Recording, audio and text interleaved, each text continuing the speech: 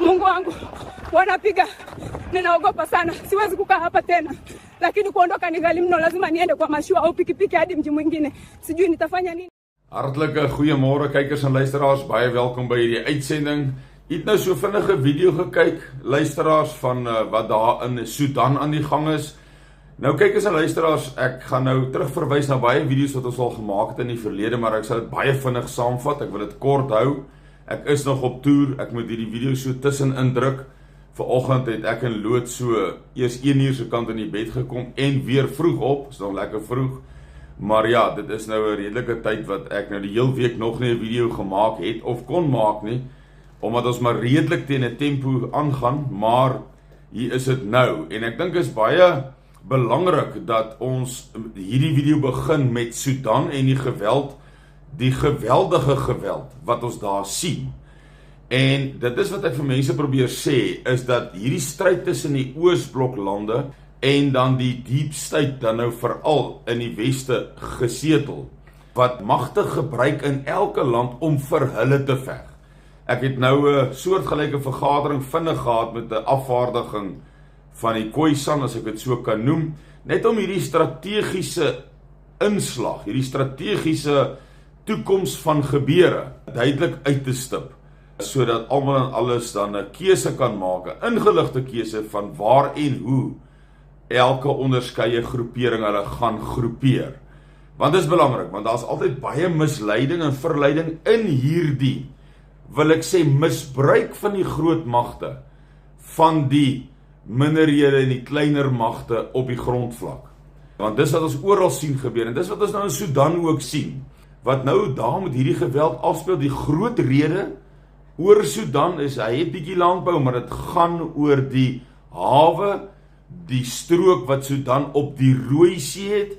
U kan ons nou dink hoe belangrik dit is vir, ek gaan dit noem, die Blou Staat, en dan ook vir die FSA, om vanaf Sudan dan ook 'n militêre, noem dit nedersetting, basis te hê, en 'n hawe te hê. En daarom sien ons nou hoe hierdie Deep State blok, as ons kan sê, letterlik hierdie RSF rebellemagte oplei, bewapen volgens berigte, en daar het al heel wat berigte op dit ingekom, wat vir my weer net logies is en sin maak, dat die Blou Staat in die Midde-Ooste sal Sudan onder beheer en onder 'n regering wil hê, 'n goedgesinde weermag, want die weermag is die Blou Staat en die Amerikaners baie sleggesind. Maar ek wil nie te veel detail ingaan nie. Dit kom kort daarop neer dat hulle daarin geslaag om 'n rebellemag op te rig, wat die RSF is. En hierdie rebellemag word dan nou bewapen volgens berigte en opgelei en alles daarmee saam. En sien ons die geweld wat nou daar uitbreek, sodat hulle baie eenvoudig beheer oor die land kan kry met die uitsluitlike doel vir die hawe en die hele grens wat Sudan met die Rooi See, daar waar die Jemenies vir die Blou Staat se bote en die Amerikaners se bote lastig val, keer en basies die Rooi See vir hulle ontoeganklik maak.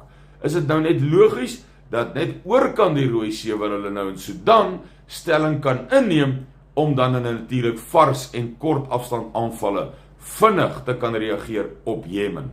So dit is baie maklik wat ons in die Demokratiese Republiek van die Kongo 'n tyd gelede gesien het, want daar gaan dit oor olie, het ons gesien hoe dat die Blou Staat se uitsprake, en onthou as daar uitsprake is, dan is daar klaar hulp en alles daarmee saam, gesê dat hulle is absoluut aan Rwanda se kant, en hulle sal hulle militêr help en ondersteun teen die Demokratiese Republiek van die Kongo, die DRC. En in daardie gevegte wat ons 'n paar maande gelede gesien het, het die DRC se broek begin bewe, en in daardie bewende broektyd kom die FSA en sê, maar ons sal vir julle sekuriteit teken, ons sal julle beskerm.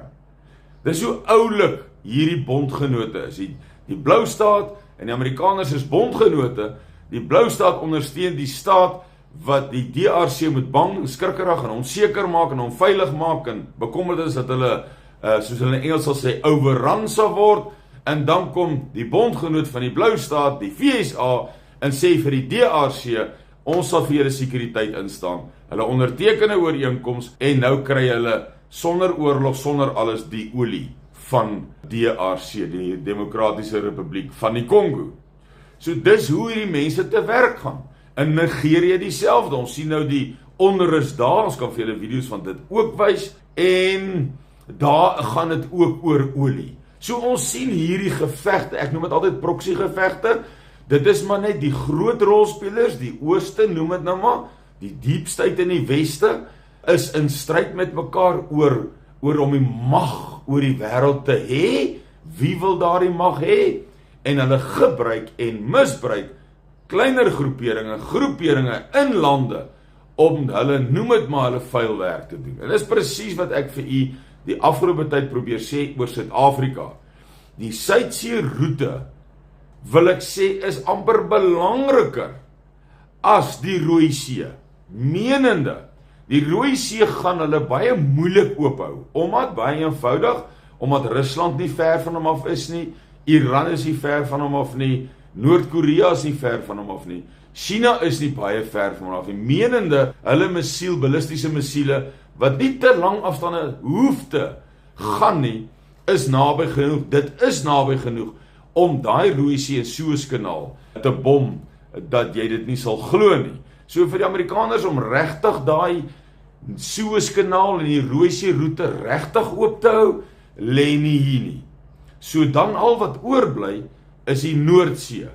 En kykers en luisteraars, dis hoekom die Noordsee, hoekom Amerika en president Trump dan Groenland wil okkupeer, want daar sal hy sy missielstasies en sy militêre basis oprig, om dan die Russe, wat goed ingerig is, goed toegerus is, vir daai ys, vir daai Noordsee, vir daai koue see, om dan van daar af, as hulle van daar af kom met hulle oorlogskepe, en wat daarmee saamgaan, dan wag die Amerikaners hulle by Groenland in, vir die Noordsee. So dis amper die beste, met in kort en in eenvoud, om dit maar baie eenvoudig te hou, is vir die Amerikaners om Groenland as 'n militêre ontplooiingspunt te gebruik vir enige aktiwiteite vanaf die Noordsee, vanaf die Russiese kant af. Wat gaan gebeur in die toekoms? So kan u duidelik sien hoe alles nou begin sin maak. Amerika kan net tydens en in hierdie derde wêreldoorlog wat vinnig aan ontwikkel is of eskaleer is tot op 'n offisiële punt, kan hy net die Noordsee hanteer eintlik van Groenland af. En dis hoekom hy Groenland wil hê. En dis hoekom hulle nou Sudan wil hê, want hy is darm op die, al sou hulle nie die Suezkanaal en die Rooi See kan oophou vir skeepsvervoer nie, wat waarskynlik die geval gaan wees vir enige iemand. En dis waar baie van ons olie vandaan kom. Maar ek wil nie afdwaal van die punt af nie, met ander woorde baie van ons brandstof vandaan kom. En dit sluit aan by miskien waar oom Siener van die gesig gepraat het, dat die karre staan op die bilte. Want as ons daai olie nie kry nie, kan ons nie genoeg brandstof in Suid-Afrika hê nie. Maar dis hoe somme vinnig weer van die punt af.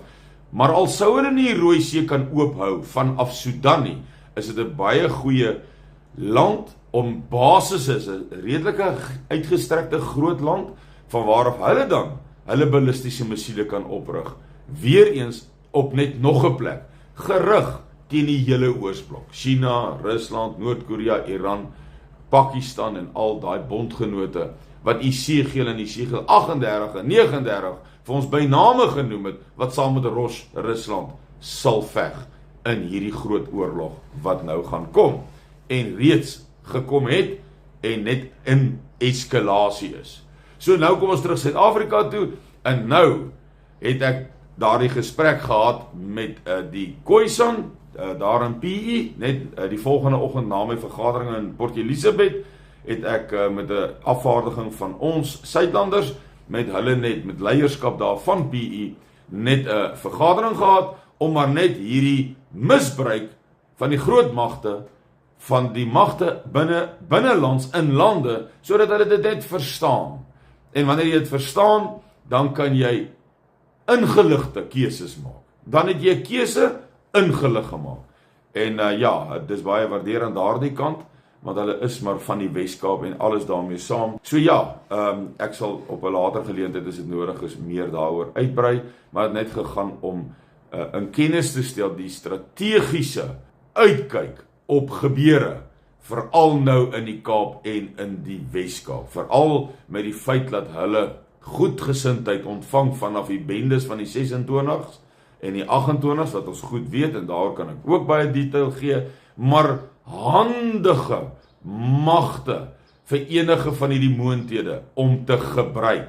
En dit gaan gebruik word, het sy deur watter een van die groot moonthede van die twee blokke wat met mekaar gaan veg in Suid-Afrika oor die Suidsee roete.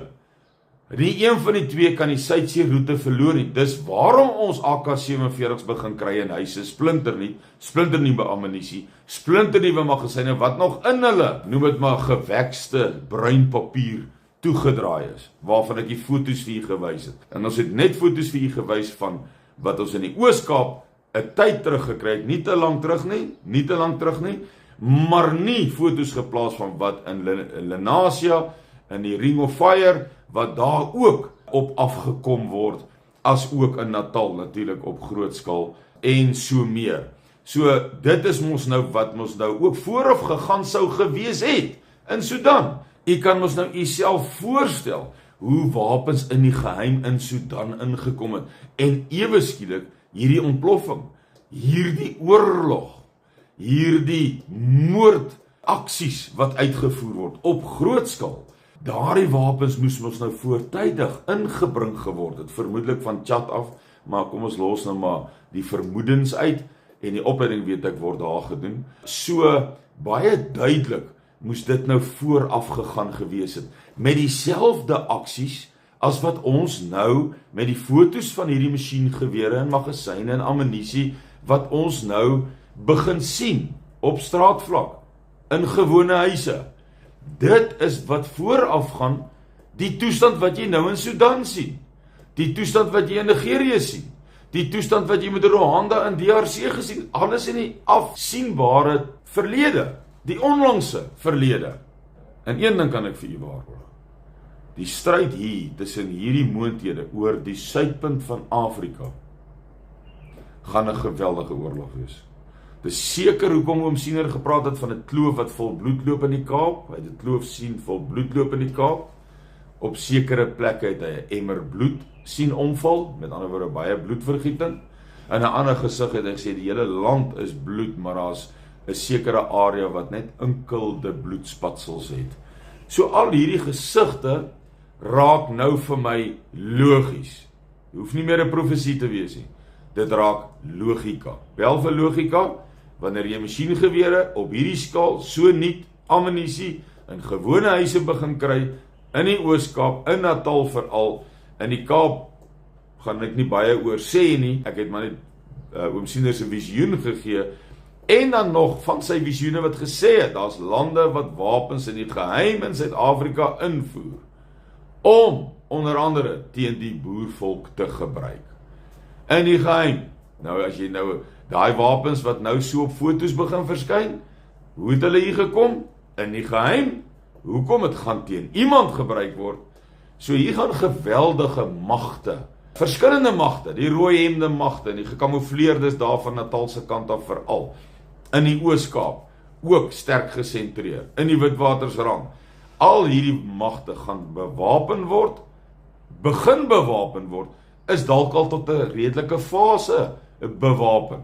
En al wat nou moet gebeur, is daar die spreekwoordelike vonk in die kruitvat. En wat ook al dit is, of dit nou politiek is, of dit nou iemand is wat toegesluit word, of dit iemand is wat nie 28 miljoen rand se SARS of regskostes kan betaal nie, dit maak nie saak nie. Of dit ekonomie is wat in duie stort, of dit die dollar wat in duie stort, of dit Iran en Saudi-Arabië en Bahrein en United Arab Emirates en Oman is, Kuwait, wat hulle olievelde die brand geskiet word ook, soos hulle nou almal al gedreig het, en ons het brandstof nie, en uit nie die brandstof nie, word hierdie revolusie begin, en veg al hierdie verskillende magte, vir verskillende van die westerse blok, of die oosterse blok, noem het maar soos jy wil, en dit gaan 'n ewige geveg wees.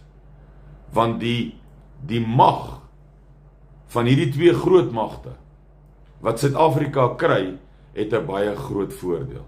Kry die Oosblok om, dan hou hy die Amerikaners net in die Atlantiese Oseaan en in Amerika. Maar as Amerikaners Suid-Afrika kry, kan hy omkom in en tydens hierdie derde wêreldoorlog wat ons 'n eskalasie op alle vlakke sien. Dan kan hy omkom en hy kan nog steeds met Taiwan doenig wees en Japan en Australië en Madagaskar en Diego Garcia. So 'n ontsettende belangrike roete vir al twee hierdie sterk magte. En dit sê vir my en vir u, dit gaan 'n ewige geveg wees. En vir die eerste keer begin Senior se gesig vir my sin maak, wat ek nooit kon verstaan toe hy sê die boervolk sal eers wakker skrik wanneer bomme op Johannesburg val nie. Bomme op Johannesburg. Nou raak dit logies, as hierdie magte wat vir die Oosblok veg, Johannesburg beset, die sentrale dele van Transvaal byvoorbeeld beset, dan is dit logies dat jou westerse magte, die deep state magte, sal dan drones, hommeltuie, soos wat ons nou die oorlog mos sien gebeur, dan nou bom hulle Johannesburg en vice versa. Het die deep state van die weste weer beheer oor Johannesburg, sal die Oosblok weer vanuit Natal en vanuit die oostelike dele van die land met hulle magte wat vir hulle sal intree, wat vir hulle met liefde sal veg, in wie se huise ons nou al die AK's kry, sal dan daardie hommeltuie op besette areas, besette stedes, dan nou gebom word. So, dit is hoe die hele scenario in die toekoms in hierdie land gaan verander. Ons gaan in 'n totale staat van oorlog verval. Dit is so eenvoudig as wat dit is. En ons kan dit begin sien, ons kan die rolspelers sien, ons kan hulle politieke bedrywighede sien, dis hoekom die FSA druk plaas op die ANC, polities, dis hoekom Malema skielik al skuldig bevind word, dis hoekom Zuma skielik 28 miljoen rand nou skielik moet betaal, dis die politiese meganismes en pogings om hulle te neutraliseer. Maar die Oosblok gaan dit nie gedwee aanvaar nie. Daar gaan 'n geweldige oorlog fisies op die grond uitbreek. Dis hoekom die Emmersbloed, die Kloofbloed in die Kaap, hierdie gebeure gaan afspeel en ons hele leefstyl gaan totaal verander.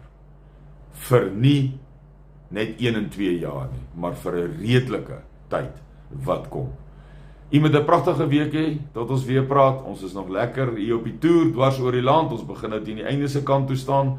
Nog hierdie week, dan behoort ons dan teen vroeg volgende week klaar te wees, te begin klaarmaak, af te skaal. En alles daarmee saam. Goed gaan met u. Ons praat weer. Totsiens.